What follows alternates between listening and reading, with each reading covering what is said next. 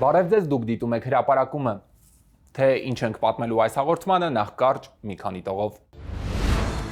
Զարտուղի մասնավորեցված գույքը վերադարձվում է պետությանը եւ համայնքին, 2025-ին հետ բերվածը գնահատվում է ավելի քան 66 միլիարդ դրամ։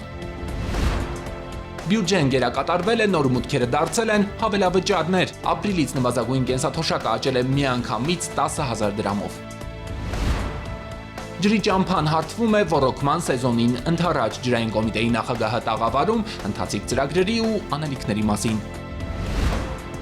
Եվ Գոմքի նոր դպրոցում երեխաները սովորում են փորձերով, նոր տեխնոլոգիաներով, կառավարության ներդրումները բարձրացնում են կրթության որակը, նոր շունչ տալիս համայնքին։ Մոտ 66 միլիարդ 934 միլիոն դրամի գույք է վերադարձվել պետությանը 2025 թվականին։ Դատախազությունը պետական ու համայնքային շահերի պաշտպանության հայց հարուցելու բացառիկ լիազորության շրջանակում 540 ուսումնասիրություն է արել, հայտնաբերել 485 իրավախախտում։ Ուսումնասիրություններն ընդգրկել են պետական եւ համայնքային գույքի օտարման, իրավաչափության, հողային օրենսդրության պահանջների պահպանության, տարածքային կառավարման, տեղական ինքնակառավարման եւ քաղաքաշինության ոլորտներին վերաբերող հարցեր։ Պետությանը կամ համայնքին են վերադարձվել մանկապարտեզներ, մշակույթի տուն, մարզադաշտ, բնության հուշարձան, պուրակներ, հողատարածքներ։ Իջևանի քաղաքային զբոսայգին, որ բաժան էր արվել կառուցապատման իրավունքով տրվել մասնավորին, նորից հիմա վերադարձվել է համայնքին։ Մեկի հարցը լուծվել է դատախազական ներգործությամբ, մյուսները Իջևան համայնքի փաստացի տնօրինմանն են վերադարձվել դատարանի վճիռներով։ Ընդհանուր առմամբ Իջևանի քաղաքային զբոսայգին բաժանվել էր 17 առանձին հողակտորների, ամենամեծը 1500 քառակուսի մետր, ընդհանուր մինչև 12 քառակուսի մետր, եւ դրանք համայնքի ղեկավարի կողմից կառուցապատման իրավունքով տրամադրվել էին 17 տարբեր անձանց։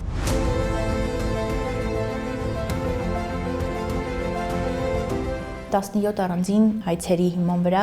17 դատական գործերի քննության եւ լուծման արդյունքում հնարավորություն ունեցանք զբոսայգին վերադարձնել համայնքի փաստացի տիրապետմանը։ Համայնքին վերադարձված տարածքներում հիմա շինարարություն է, գործը տեղական իշխանությունն է անում իջևանցիների համար ապահովելու բարեկարգ պայմաններ։ Սևանի ափամերձ բացարձակ նիշից ցածր ապօրինի կառուցված շենքերն են քանդվում։ Դատախազական աշխատանքներից հետո 2025-ի դեկտեմբերից մինչև հիմա 34 հողամասերում ապա մոնտաժվել են տարբեր անձանց կառուցած 86 հիմնական ու ոչ հիմնական շինություններ։ Սևան ազգային պարկը լուծարել է 2 պայմանագիր։ Քննված գործերով անցել են նախկին պաշտոնյաների հետ փոխկապակցված մարդիկ։ Ապամոնտաժվել են ՀՀ կրթության եւ գիտության նախկին նախարար Արմեն Աշոտյանի եղբոր կողմից բացարձակ նիշից ցածր հողամասում կառուցված քոթեջը, ինչպես նաեւ Գեղարքունիքի նախկին մարզպետ Ռաֆիկ Գրիգորյանի որդու Կարեն Գրիգորյանի կողմից կառուցված քոթեջը։ Հատկանշական է, որ կառուցապատումն իրականացրած անձինք նույնիսկ չունեին վարձակալական կամ այլ իրավունք հողամասի նկատմամբ։ Քանդվել է նաև նախկին ոստիկանապետի առանձնատնային հատվածները, որոնք եղել են բացարձակ նիշից ցածր տարածքներում։ Անթույլատրելի են բոլորային կառույցները, որոնք ջրածածկի դեպքում կարող են վնասել Սևանալճի էկոհամակարգը։ Դատախազության կողմից ոչ միայն ներկայացվել են միջնորդագրեր եւ այդպիսով սահմանափակվել դատախազական ներգործությունների կիրառումը, այլ տեղում հենց հողի վրա դատախազության կողմից իրականացվում է նաև հսկողություն եւ վերահսկողություն մեր կողմից ներկայացված միջնորդագրերի կատարման ընթացքի արդյունքների օրինականության նկատմամբ։ Դատախազությունը պետական համայնքային շահերի պաշտպանության հայց հարուցելու բացառիկ լիազորության շրջանակներում 2025-ին 540 ուսումնասիրություն է արել, հայտնաբերել 485 իրավախախտում։ Դատական ակտերով կամ դատախազական ներգործության միջոցների կիրառմամբ Հայաստանի Հանրապետության եւ համայնքներին է վերադարձվել նախնական գնահատմամբ շուրջ 66 միլիարդ 934 միլիոն դրամ շուկայականին մոտարկված կադաստրային արժեքով 124 գույք։ Դրանցից 6-ը Երևանի հեռուստաաշտարակին հարող հողատարածքներն են։ Ընդհանուր առմամբ 7.5 հեկտար հողատարածքի մասին է խոսքը, 6 հողամասեր, որոնց շուկայական մոտարկված կադաստրային արժեքը 3 միլիարդ 381 միլիոն դրամ է։ Տարածքները, որ նախկինում համայնքային էին, դատական գործերից հետո նախ շրջակա միջավայրի նախարարությանն են փոխանցվել, հետո Հայանտար պոակին։ Թե կանաչապատ լանջերը, զավթացներն ինչ նպատակով էին օգտագործելու, հայտնի չէ, բայց հիմա կա հստակ որոշում՝ պետությանը վերադարձված այս հողերը պետությունը խիտանտար կդարձնի։ Համայնքային սեփականության գույքը, այդ թվում հողատարածքները կարող են օտարվել, եթե ունենք տեղական ինքնակառավարման մարմինների որոշումներ, համայնքի հավաքանու համաձայնություն, համայնքի ղեկավարի որոշում։ Տվյալ դեպքում կեղծվել էին այդ իրավական ակտերը, այսինքն ունեն կեղծ կայականներ, կեղծ պայմանագրեր, քաղաքապետի կեղծ որոշումներ։ 4886 հեկտար բնապահպանական հող է վերադարձվել պետությանը Արարատի մարզում, ընդ որում մի մասը Խոսրովի անտառի տարածքից։ Նախկին մարզպետը հողը կենդանիների աշխարհ ընկերությանն էր տվել բնապահպանական պատրվակներով։ 2006 թվականից սկսած անտառային հողատարածքները հաստատի պետք է օգտագործվեն կենդանական աշխարհի վերարտադրության նպատակով, սակայն դրանք իրենց նպատակային նշանակության չեն օգտագործվել։ Ուսումնասիրությունների արդյունքում ձեռբերված խախտումների հիման վրա ներկայացվել է նաև հանցագործության մասին հաղորդում, որի հիման վրա հակակոռուպցիոն կոմիտեում նախաձեռնվել է քրեական վարույթ։ Սուրենավանի նախկին համայնքապետը մանկապարտեզի շենքներ ապօրինի օտարել, Նարեկի նախկին համայնքապետը մշակույթի տունն ու հարակի ցողամասը։ Դատախազական աշխատանքներից հետո համայնքային գույքերը հաջողվել է վերադարձնել արդեն խոշորացված համայնքներին՝ Արարատին ու Արտաշատին։ Իրականացված ուսումնասիրություններով փաստվել է, որ համայնքի նախկին ղեկավարների կողմից համայնքին փոխանցված գույքերը օտարվել են վերջիններիս հետ փոխկապակցված անձանց, մասնավորապես մի դեպքում Սուրենավան համայնքի մանկապարտեզի շենքը օտարվել է խնամուն, իսկ մյուս դեպքում Նարեկ համայնքի ղեկավարի կողմից համայնքին փոխանցված մշակույթի տունը օտարվել է վերջինիս կնոջը։ Քաղցրաշենի մշակույթի տան հարակից պուրակն էլ նախկին համայնքապետը որդուն էր օտարել։ Տարածքը համայնքին վերադարձնելուց հետո այն բարեկարգվում է համայնքի միջոցներով։ Գույքերը համայնքներին վերադարձնելուց հետո դատախազությունը շարունակել է ցուցաբերել անհրաժեշտ հետևողականություն, որպեսզի նշված գույքերը օգտագործվեն հանրային բարիքների համար։ Ջրաշենի նախկին ղեկավարն էլ որոշել էր, որ գյուղին մանկապարտեզի շենք պետք չէ, այն վարձակալությամբ էր հանձնել գյուղնշանակությամբ աշխատանքների համար։ Շենքն ու հարակից հողատարածքներն արդեն նորից համայնքինն են։ 20 տարուց ավելի ջրաշենցի փոքրիկները հարակից համայնքների մանկապարտեզներ էին գնում։ Հիմա գյուղը սեփականն ունի, որ նորոգվում է սուբվենցիայով ու շուտով 120 երեխայի կընդունի։ Այս տարվա առաջին երամսյակում պետական բյուջեի մուտքերը կանխատեսածից մոտ 30 միլիարդ դրամով ավելին են եղել։ Նոր պայմաններում կառավարությունը վերաբաշխումներ է արել ու ի թիվս այլ փոփոխությունների որոշել, մինչև 10,000 դրամով բարձրացնել թոշակ նպաստները։ Հիմա արդեն սահմանվել է նվազագույն կենսաթոշակը 46,000 դրամ է։ Ապրիլին պետական վճարներն արվել են արդեն նոր դրույքաչափերով։ Շաշկի շարեմ թե շախմատ։ Շաշկի։ Նույն բակում մոտ կես դար ձգվող հարևանությունը տարիների հետ սերտ ընկերության է փոխվել, երբ երիտասարդային յուրաքանչյուրն իր գործին շաբաթ կամ կիրակի են հանդիպում, հիմա երբ ուզեն։ Հիմա դե թոշակառու մարդենք ամեն օր բարև բալուս։ 53 տարի անընդմեջ զարթուցիչի ազդանշանով է Վիդուշ Գրիգորյանն արտացել ու գործի շտապել, 5 տասնամյակից ավելի ձգվող աշխատանքային կենսագրությունում 3 հասց է փոխել։ Լավ է վաստակել, լավ էլ ծախսել։ Լավ էր աշխատավարձը, համա այս թոշակը արդեն զգում ես։ Ոնց ծախսես, համայնք չէր զգում։ Թոշակի գումարը միշտ ու հիմա էլ խնամքով է ծախսում, բայց արդեն ավելի վստահ։ Տարեսկզբից կենսաթոշակային տարիքի քաղաքացիների համար պետությունը մի քանի սպասված փոփոխություն գործարկեց։ Առևտուրը միշտ անկանխիկ է անում, 10,000 հետ վճարից օգտվում, 10,000-ով էլ կենսաթոշակների ընդհանուր բարձրացումից է ամսական եկամուտն ավելացել։ Տարին սկսեց լավից։ Թոշակներ, բոնուսներ, թոշակարումը 20,000-ը քիչ։ Հետո այս առողջապահության այդ հարցը, որ եղավ դեղորայք, բուժման, թոշակարումը չտեսնում այդ բանն այդ։ Տնտեսական աճի կանխատեսածից բարձր թվերը 5.1-ի փոխարեն 7.2, նաև բյուջետային այլ ծախսերի դինամիկան հնարավորություն ընձեռեց, որ կառավարությունն ապրիլից կենսաթոշակները մինչև 10,000 դրամ բարձրացնելու որոշում ընդունի։ Մենք վերջի 8 տարում 7 անգամ բարձրացրել ենք թոշակները։ Սա մեր երկարատև քաղաքականության հերթական հանգրվանն է, որով մենք լուծում ենք նվազագույն սպառողական զամբյուղին հասնելու հարցը, որտեղ նվազագույն կենսաթոշակի մասով մենք պարենային զամբյուղին հասնել եւ անցնել արդեն լուծել էինք մի քանի տարի առաջ։ Նվազագույն կենսաթոշակը 2018-ին 16000 դրամ էր կազմում, 46000 դրամ 2026-ից։ Եթե հաշվարկում ներառվի նաև հետվճարի գումարը, որը միջինում արդեն 7700 դրամ է, ստացվում է վերջին 8 տարում բարձրացումը եռապատիկից ավելի է։ Իդեպ տարիների համեմատականով այս ընթացքում թոշակ ստացող քաղաքացիների թիվն է նաև ավելացել 100,000-ով։ Մենք նաև հայտարարել ենք ինդեքսավորման մասին կենսաթոշակների 28 թվականից սկսած, որպեսզի նվազագույն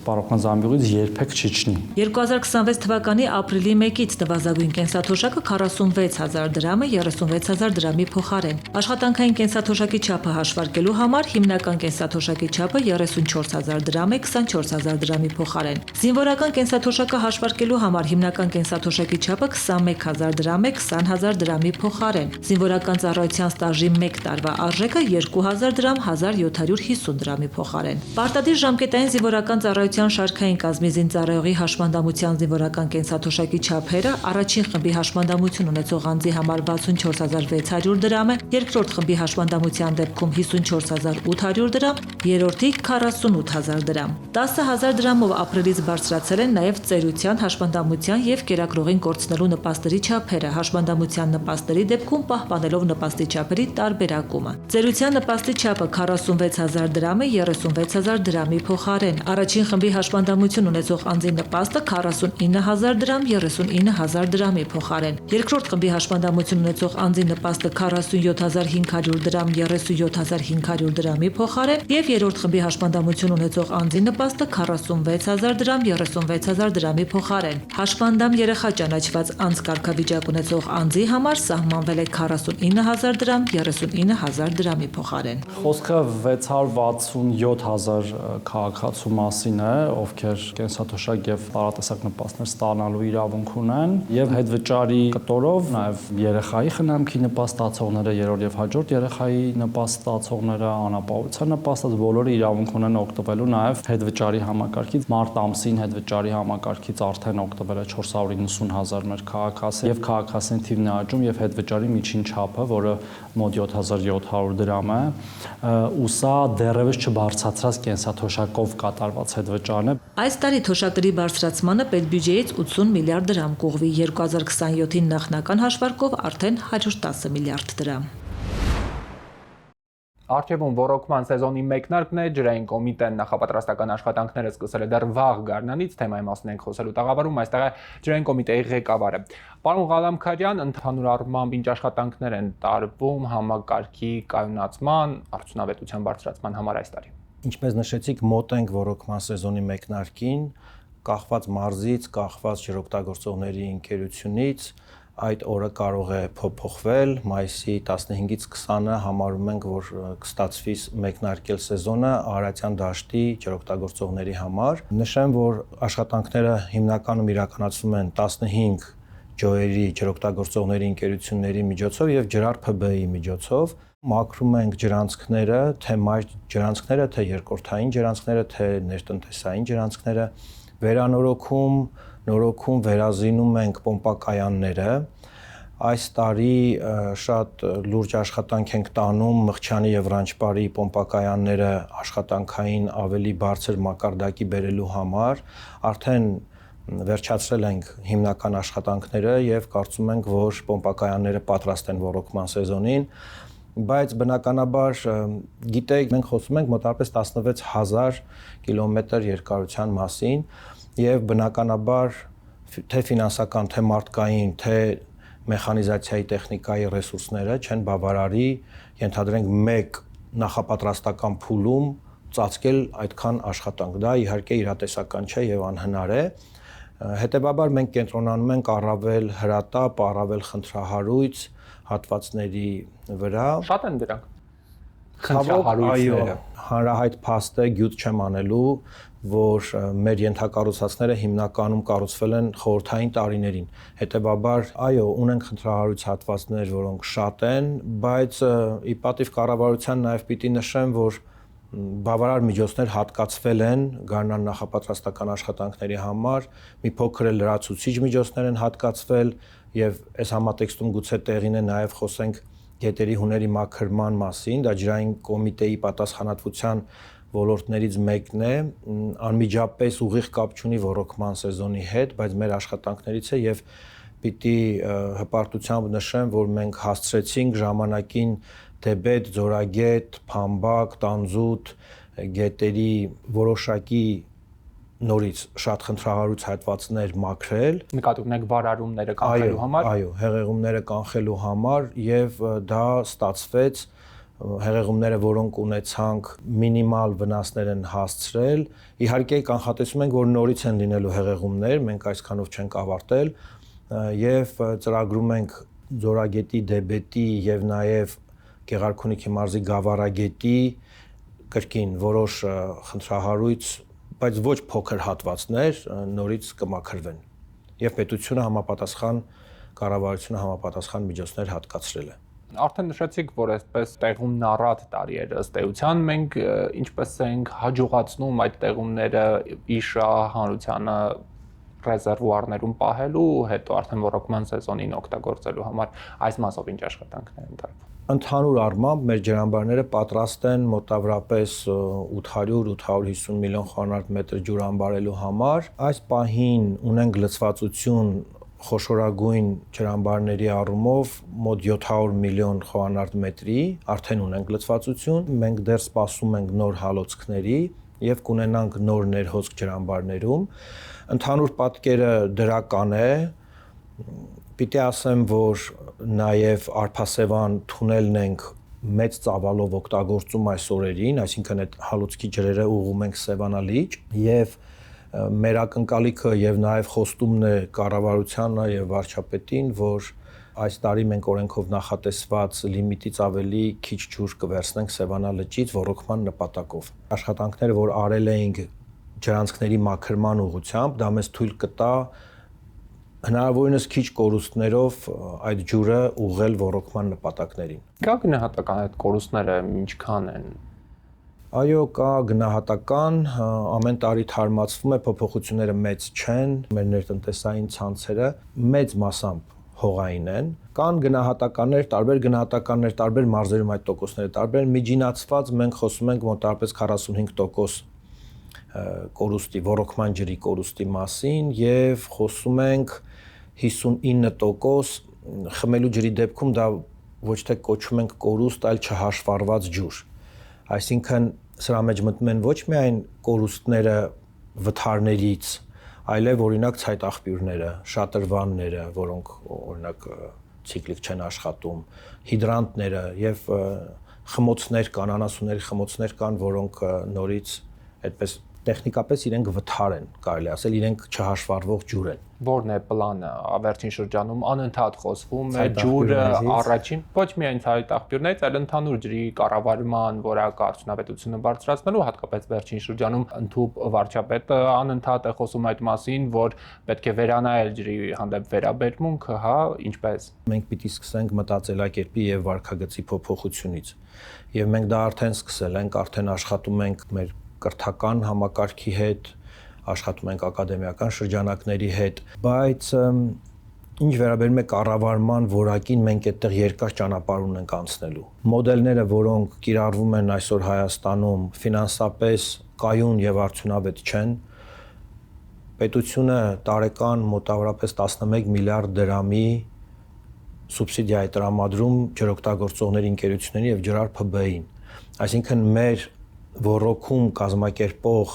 կառույցները իրենք ինքնածախսածածկվող չեն։ Օրինակ օբյեկտիվ պատճառներից մեկը գերնորմատիվային հողեր ունենք, որոնք նորմատիվից ավելի շատ ջուր են տանում։ Որպեսզի խնայենք Սևանա լճի ջուրը, մենք ավելի շատ մեխանիկական եղանակով ջուր ենք մղում, ինչը բնականաբար աճեցնում է ծախսերը, միևնույն ժամանակ ոռոգման ջուրը արժե ընդամենը 11 դրամ։ Ես խնդրել եմ վարչապետից եւ փոխվարչապետից, որ մեզ տան ժամանակ, մոտավորապես մի 8 ամիս, 10 ամիս, եւ մենք ունենք համապատասխան ծրագիր, որը մեկնարկել ենք արդեն Ֆրանսիական զարգացման գործակալության եւ Համաշխարհային բանկի համաֆինանսավորմամբ եւ ՀՀ կառավարության համաֆինանսավորմամբ, փաթեթով ամբողջական ուսումնասիրություն կանենք, կունենանք մասնագիտական եզրակացություններ եւ միայն դրանից հետո այդ եզրակացությունների հիման վրա կկայացվեն քաղաքական որոշումներ։ Շնորհակալ եմ շատ հարցազրույցի համար։ Ես էլ եմ շնորհակալ։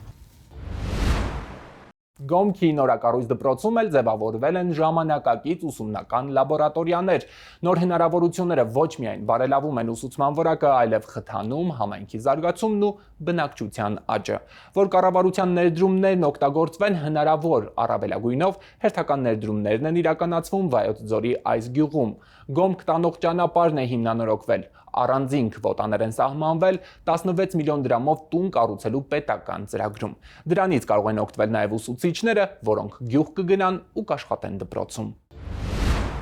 Օրինակ հին դպրոցում չկար այդ փորձերի հնարավորությունը, որ կարողանանք գնանք փորձեր կատարենք, ավելի ըմբռնենք այդ ամենը, բայց նոր դպրոցում ավելի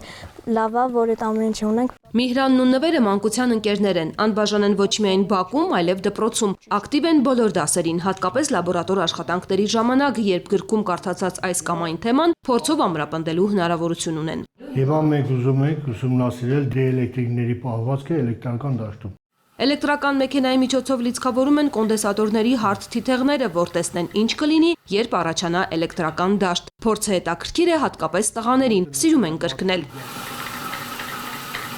Գոմքի միջնակարգ դպրոցը 2024-ին է շահագործման հանձնվել։ Դպրոցի կառուցման համար պետբյուջեից ավելի քան 700 միլիոն դրամ է հատկացվել, 10 միլիոնից ավելի էլ ծախսվել է անհրաժեշտ գույքով համալրելու համար։ Բերանով վերցրեց կերակուրը, կլանեց, հետո ուր գնաց, կոկոր։ Կենսաբանության դասի թեման մարսողական համակարգն է, ոչ միայն այս, այլև բնագիտական մյուս առարկաների կահավորված լաբորատորիաների նոր հնարավորությունները նպաստում են ուսումնական պրոցեսն անհամեմատ արդյունավետ կազմակերպելուն։ Չունենալով այս լաբորատորիաները, որը հիմա գերհագեցած է, իմ դասերը տուժում էր, բացատրում էի դասը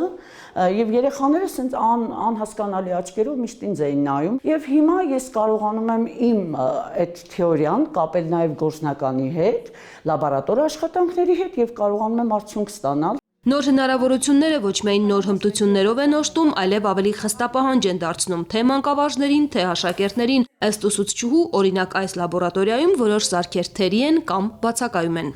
Ունեմ փոքրիկ ականջ, որի վրա չեմ կարող լիարժեք ցույց տալ։ Կուզենայի ատամներ լիներ, երեխան տեսներ, քանի տեսակի ատամ ունի մարդը։ 100 աշակերտի համար նախատեսված նորակառույց դպրոցն այսօր 33 աշակերտ ունի։ Նրանց թիվն ավելացնելն էր հիմնական պատճառը, որ 16 միլիոնով տուն կառուցելու պետական ծրագրում ընդգրկվեց նաև Գոմք բնակավայրը։ Արդեն իսկ նախատեսվում է մինչև սեպտեմբեր 10 աշակերտների մուտքը դպրոց, երբ որ վերջնականապես 16 միլիոններով արդեն տները պատրաստ կլինեն, նոր արդեն կավելանա աշակերտների թիվը, կկարողանան գալ, բնակվել եւ հենց այստեղից բերել իրենց երեխաներին դպրոց։ Մինչև բարձր լեռնային գյուղը մշտական բնակության հասցե կդառնա նոր ընտանիքների համար, գյուղի դպրոցականները վայելում են նորակառույց դպրոցի հնարավորությունները, հատուկ աշխուժությամբ են անցնում ֆիզկուլտուրայի դասաժամերը, ամեն դպրոց չէ, որ բակում հեծանվուղի ունի։ Դուք դիտում եք հրապարակումը, շնորհակալություն ուշադրության համար։ Մեր բոլոր հաղորդումները հասանելի են նաև YouTube-ում, Arm.gov էջում, իսկ մեր եթերային հաջորդ հանդիպումը մեկ շաբաթից։